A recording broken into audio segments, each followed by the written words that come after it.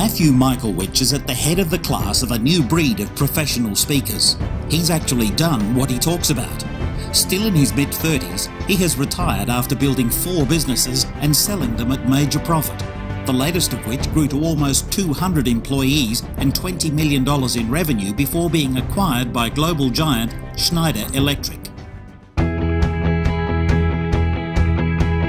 I love the fact that I had Lech Walesa, president of Poland, on my board of directors, or Frank Abagnale, that Steven Spielberg made a movie about his life, Catch Me If You Can, or the fact that I've started 4 businesses, grown them and sold them. I love that fact. But the most important thing out of all of those experiences is that I bring the real world to your audience. That's the most important thing. I'm not telling you about things I saw in a movie, read in a book, my uncle told me. I'm telling you about what happened in the world with all of these colorful characters right there on stage to your customers, to the audience. That's the best part.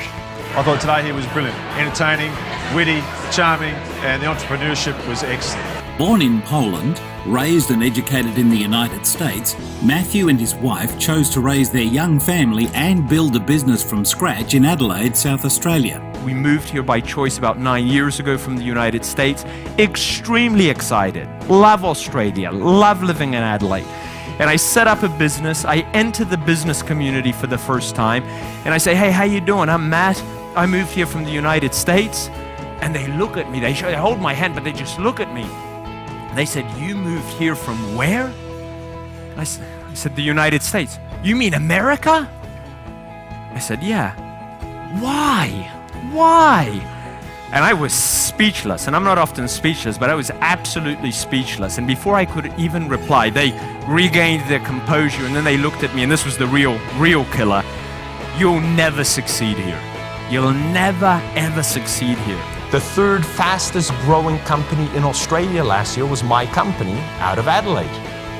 And it was started, built, and sold under the very noses of the people that said it was impossible. People need to hear Matthew's story.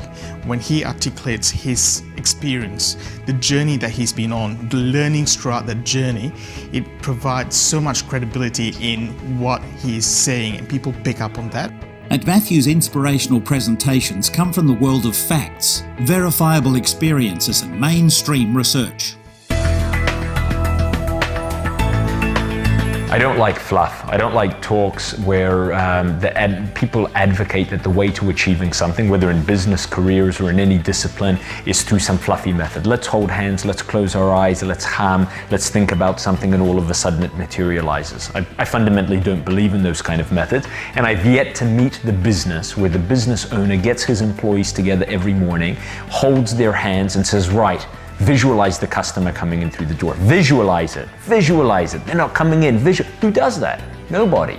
So I believe in real methods, in things that are actually being done in the real world, methods that Jack Welch advocates in his books, methods that are tried and true through studies and through research, and that's what I bring to your audience. Are there things that are scientifically proven to work to enable success in our lives and in our businesses? What do I mean by proven? That you can point to Harvard studies, MIT studies, Stanford studies, tier 1 organizational studies that have been done over many decades that conclusively prove that if you do this, your chances of success are greater. In my pocket or my briefcase, I always carry the particular goal pyramid that I'm currently working on.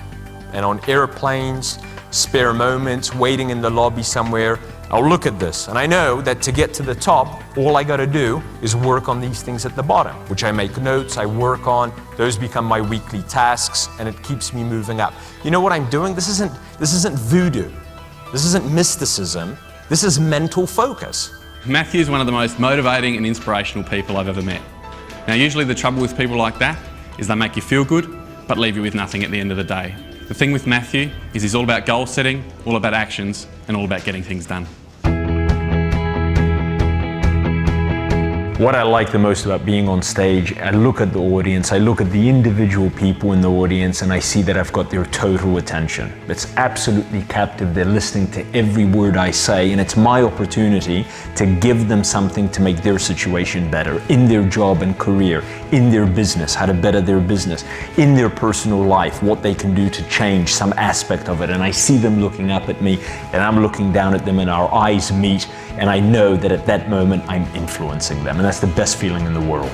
I think he gives me the energy that I want to take my business to the next level, that every day that what I thought was the ceiling is no longer the ceiling, and there's unlimited potential out there. He's got the energy and the drive and the style that makes you really want to jump up and say, right, I'm going to get out and get it. Talk to me about goals in the form of numbers. I want foot traffic to go up by 13% over the next 12 months. That's a goal. I want my margin to increase from 14.5% to 17.8% in the next 9 to 12 months. That's a goal. I want to become competitive in this product segment against my competition within these price ranges over this period of time. That's a goal. It's precise, it's something concrete, it's something definitive. Well, I've just circulated around and spoken to some of the guests here at today's breakfast, and people were just amazed at the level of clarity, the level of articulation, the way he's able to just convey his thoughts and leave people with a sense of inspiration about the next steps. Some of the key issues we're already recognising in universities about teaching students about how to do business. What are you trying to achieve? What outcomes are you looking for from this particular event? How will you measure success?